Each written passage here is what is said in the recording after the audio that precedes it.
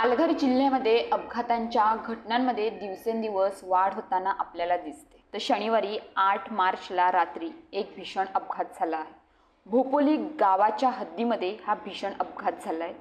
भोपोली येथील वळणावरती हा भीषण अपघात झाला आहे। झाडाला दुचाकी धडकून झालेल्या अपघातात एका तरुणीचा मृत्यू झालाय, तर दुचाकी चालक गंभीर जखमी झाला आहे। 20 वर्षीय आरती नरेश बसवत असे मृत तरुणीचे नाव असून ती पालघर तालुक्यातील वसरोळी गावाची रहिवासी होती। दुचाकी चालक गंभीर जखमी झाला असून त्याला उपचारासाठी खासगी रुग्णालयात दाखल करण्यात आले आहे। शनिवारी रात्री आकाश प्रकाश तांडेल हा आरती बसवतसह त्याच्या दुचाकीवरून विक्रमगड तालुक्यातील तलावली येथून विक्रमगड मनोर रस्ते मार्गे दुर्वेस येथे जात होता।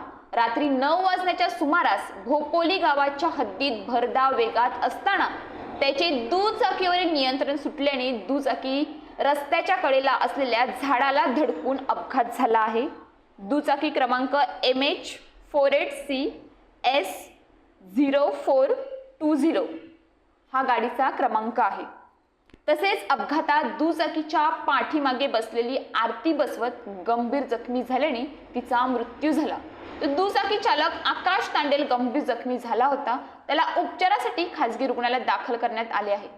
अपघाताप्रकरणी दुचाकी चालक आकाश तांडेल विरोधात मनोर पोलीस ठाण्यात भारतीय न्याय संहितेचे कलम 106(1), 201, 125 अ/ब 324(4) सह मोटार वाहन कायदा कलम 184 नुसार गुन्हा दाखल करण्यात आला आहे।